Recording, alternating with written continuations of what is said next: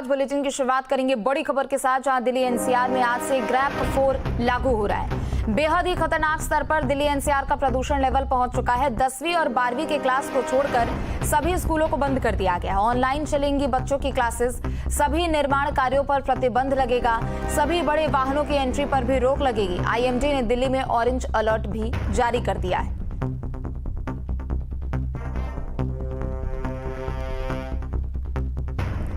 तो बड़ी खबर आपको बता दें, जहां दिल्ली में आज से ग्रैप 4 की जो पाबंदियां हैं वो लागू हो रही हैं। ऑनलाइन चलेंगी बच्चों की क्लासेस। 10वीं और 12वीं के बच्चों को छोड़कर सभी क्लासेस जो हैं उनको बंद कर दिया गया है।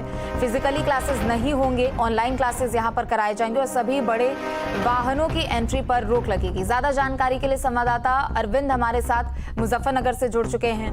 अरविंद, चूंकि देखिए दिल्ली एनसीआर में प्रदूषण का स्तर काफी अपने खतरनाक लेवल पर पहुंच चुका है। दिल्ली से सटे तमाम ऐसे इलाके जहां पर एक्यूआई लेवल 400 के ऊपर दर्ज किया गया है, लेकिन मुजफ्फरनगर में फिलहाल अभी कैसी स्थिति है प्रदूषण के स्तर पर?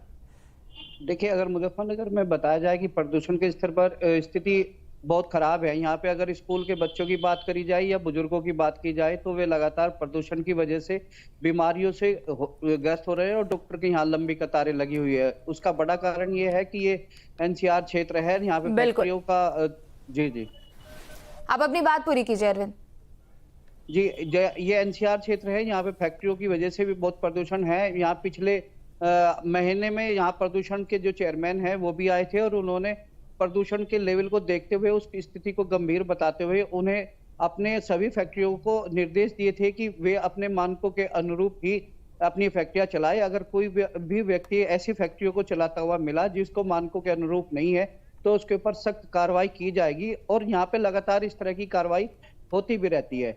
यहाँ पे जैसे शुगर मिल है, कोल्लू ऐसे चलते हैं और फैक्ट्रियां बहुत सारी ऐसी है जो कि प्रतिबंधित पन्नियां वगैरह इस तरह की चीजें वे यहाँ फूकती है, और जबकि प्रदूषण अधिकारी कभी कभी उस पर मूक बने रहते हैं और शिकायत करने पर ही उस पर कार्रवाई करते हैं।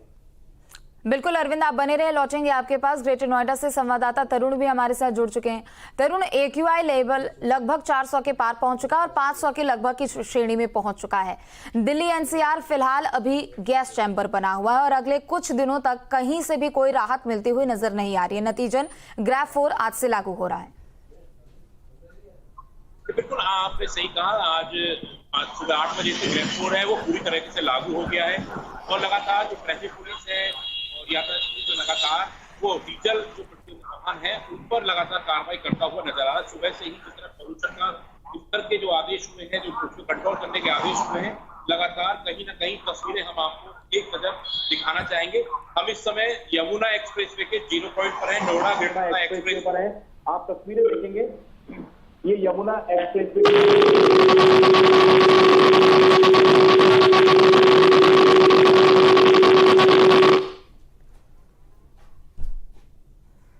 एक्सप्रेसवे की दिखाएंगे। ये नोएडा ग्रेटर नोएडा एक्सप्रेसवे है जहां लगातार वाहन चालक जो है अपनी रफ्तार तो रुक रुक कर चली रही है। साथ ही आप यहाँ देखेंगे जो डीजल वाहन है वो पूरी तरीके से आपको रोड पर नजर नहीं आएंगे। यानी कि जो डीजल वाहन है ट्रैफिक पुलिस ने उनकी एंट्री पूरी बैन कर दी है। अब नोएडा दिल्ली में जो डीजल वाहन होंगे उन पर पूरी तरह बैन कर दिया है और लगातार कहीं ना कहीं जो वाहन है वो सिर्फ पेट्रोल या इलेक्ट्रिक या सीएनजी ही वाहन रोड पर चलते हुए आपको नजर आएंगे। तस्वीरें हम आपको दिखा रहे हैं, नोएडा और ग्रेटर नोएडा एक्सप्रेसवे की तस्वीरें हैं ये, जहां कहीं ना कहीं धुंध चादर साफ तौर पे देखा जा सकती है। जो सफेद चादर है वो कहीं ना कहीं सांसों पर संकट बनकर किस तरह कह रहा है, किस तरह मंडरा रहा है। लगातार जो ग्रैप 4 है वो लागू होने के बाद साफ तौर पर जो अधिकारी हैं वो भी अब कहीं ना कहीं पूरी तरीके से इसका पालन कराते हुए नजर आ रहे हैं। ग्रैप 4 लागू होने से कहीं ना कहीं स्थिति बहुत भयानक हो चुकी है और लोगों में कहीं ना कहीं इसका खतरा भी पनपता हुआ नजर आ रहा है। हालांकि परी चौक और आसपास यमुना एक्सप्रेस बिल्कुल निश्चित तौर पर तस्वीरें भी बता रही है कि फिलहाल अभी दिल्ली एनसीआर किस प्रदूषण के जद में फंसा हुआ है। लौटेंगे आपके पास। दिवेन चौहान भी हमारे साथ बागपत से जुड़ चुके हैं। दिवेन, देखिए दिल्ली एनसीआर की जो हालत बनी हुई है फिलहाल, लगभग एनसीआर के आसपास के जितने भी इलाके हैं सब उससे जूझ रहे हैं और उससे त्रस्त है। असर सबसे ज्यादा यहाँ पर पड़ रहा है क्योंकि ग्रैप 4 की पाबंदियां भी अब लागू हो चुकी है। बागपत में कैसी पाबंदियां यहाँ पर लागू रहेगी, प्रशासन के स्तर पर क्या तैयारी है और लोग भी अपने स्तर से क्या कुछ एहतियात बरत रहे हैं? जी बिल्कुल बताना चाहूंगा, जिस तरीके से दिल्ली और एनसीआर क्षेत्र में जो पोल्यूशन की जो मार है और जितनी अगर कंडीशन है, तो उसके जितने भी क्षेत्र हैं, अगर बात करें पश्चिमी उत्तर प्रदेश की, बागपत दिल्ली के सबसे समीप जनपद पड़ता है उत्तर प्रदेश का, इसमें साफ तौर पर अगर आज एक्यूआई अगर नापा जा रहा है तो लगभग 250 पार हो चुका है। और जो विशेषज्ञों के माने तो लगातार ये बढ़ने वाली बात है। अगर बात करें इस वक्त, अगर पश्चिमी उत्तर प्रदेश के तमाम लोग जो है वो दोहरी मार का शिकार हो रहे हैं, एक तो कोहरा और ऊपर से स्मोक, यानी साफ तौर पर जो वायु प्रदूषण है वो भारी देखा जा रहा है। और मेरे पीछे भी आप देख सकते हैं 8:30 का समय हो रहा है, इस समय सूरज अपने चरम पर हुआ करता था, लेकिन पिछले 4 दिन से ये माहौल यहाँ बना हुआ है, कोहरा है और दूसरा फिर वायु प्रदूषण के साफ तौर पर मेरे पीछे आप देख सकते हैं, जिसको लेकर प्रशासन ने चाक चौबंद व्यवस्थाएं की है और जितने भी स्वास्थ्य विभाग को अलर्ट किया है, क्योंकि इस वक्त सबसे ज्यादा जो सांस के जो रोगी हैं उनमें ज्यादा बढ़ोतरी देखी जा रही है और उनको ज्यादा परेशानी का सबब बन रही है, जिसको लेकर डीएम जितेंद्र प्रताप राजपूत ने उन्होंने साफ तौर पर निर्देशित किया है और लोगों से अपील भी कर रहे हैं कि ज्यादा से ज्यादा घरों में रहें और जो डीजल पेट्रोल की जो गाड़ी है उनसे थोड़ा उनको ना इस्तेमाल करें, सीएनजी या फिर इलेक्ट्रिक की जो गाड़ी है उनका इस्तेमाल करें। जो ट्रैफिक पुलिस है उन्होंने भी साफ तौर पर हिदायत दी है और लोगों से जागरूक कर रहे हैं। लेकिन जिस तरीके से जो वायु प्रदूषण बढ़ रहा है, एक्यूआई लगातार बढ़ रहा है, ये कहीं ना कहीं चिंता का विषय देखा जा रहा है। हालांकि कुछ लोगों का कहना है कि जो ये किसान जो अवशेष कृषि अवशेष जलाए जाते थे उनसे ज्यादा पोल्यूशन हुआ करता था, लेकिन इस वक्त ज्यादा नहीं। लेकिन अगर बात करें बागपत के पड़ोस में हरियाणा और पंजाब जो राज्य है उनमें ज्यादातर ये जो कृषि अवशेष है वो जलाने का मामला है। लेकिन प्रशासन लगातार ऐसे लोगों पर कार्रवाई भी करता है, लेकिन लोग कहीं ना कहीं लापरवाही कर रहे हैं और खुद अपनी जो मौत को गले लगाने वाली जो स्थिति पैदा कर रहे हैं।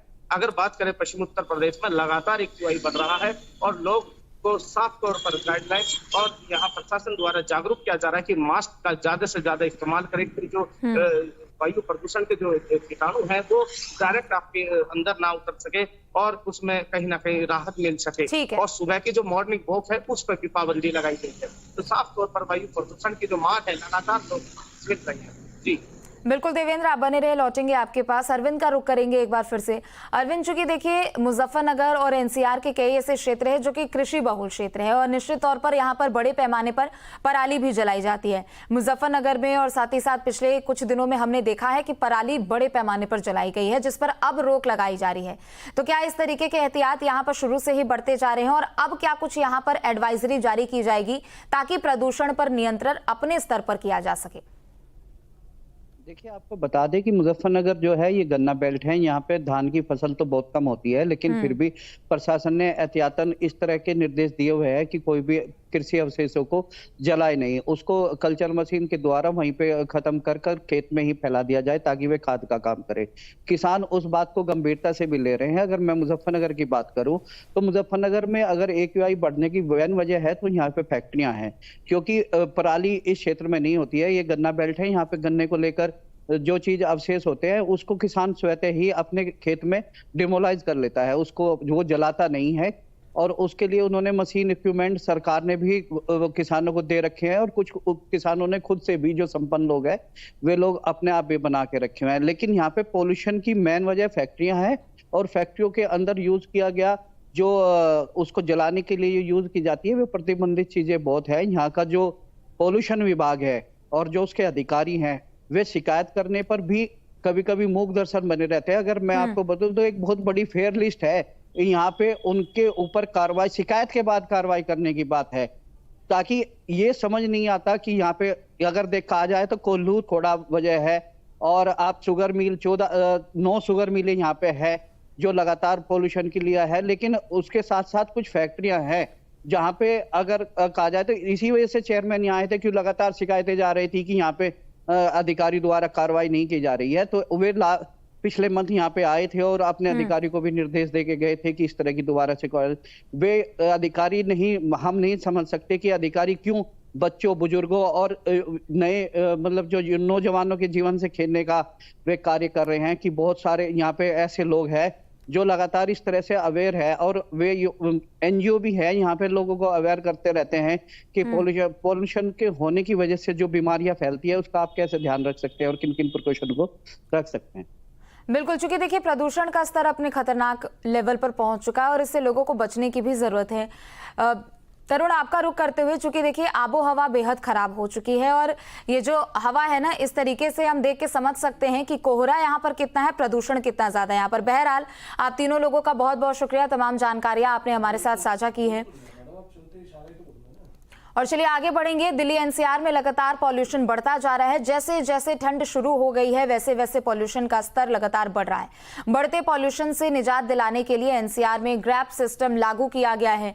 इसके बावजूद भी लगातार पॉल्यूशन का स्तर खराब हो गया है और खराब श्रेणी में पहुंच चुका है। वहीं डॉक्टरों ने बीमारी से ग्रसित लोगों को मॉर्निंग वॉक से बचने की भी सलाह दी है। दिल्ली एनसीआर में लगातार पोल्यूशन का स्तर बढ़ता नजर आ रहा है।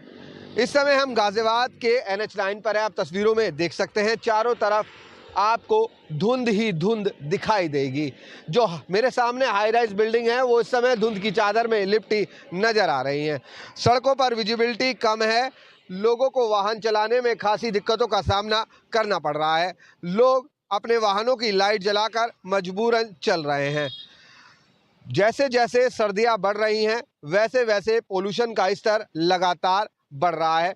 ग्रैप सिस्टम लागू है, उसके बावजूद भी लगातार जो पोल्यूशन है वो खतरनाक श्रेणी में पहुंच गया है। बात करें इस समय AQI की, तो इस समय का AQI 300 के पार है, जो बेहद खतरनाक है। वहीं स्वास्थ्य विभाग भी लोगों को जागरूक कर रहा है। अगर जो लोग बीमारी से ग्रसित हैं वो सुबह या शाम अगर वॉक करने के लिए निकलते हैं तो फिलहाल ना निकले, क्योंकि उनके लिए ये हवा बेहद खतरनाक है। वीडियो जर्नलिस्ट अमित के साथ सोनू अरोड़ा, न्यूज स्टेट, उत्तर प्रदेश। और चलिए खबरों में आगे बढ़ेंगे, जहां प्रदूषण के बीच यूपी के कई जिलों में बारिश को भी लेकर अलर्ट जारी किया जा चुका है। अगले 5 दिनों में बारिश की संभावना जताई गई है। 2 से 3 दिनों में तापमान में गिरावट की संभावना दर्ज की जा रही है। बता दें कि करीब 3 डिग्री सेल्सियस तक की गिरावट दर्ज की गई है। तो यूपी के कई जिलों में बारिश को लेकर अलर्ट जारी किया गया है। अगले 5 दिनों में बारिश की संभावना जताई जा रही है। एक तरफ जहां प्रदूषण अपने गंभीर श्रेणी में है, प्रदूषण अपने चरम पर है, तो दूसरी तरफ यूपी के कई जिलों के लिए बारिश की संभावनाओं को लेकर यहां पर अलर्ट जारी किया गया और तकरीबन 3 डिग्री तक सेल्सियस गिर सकती है।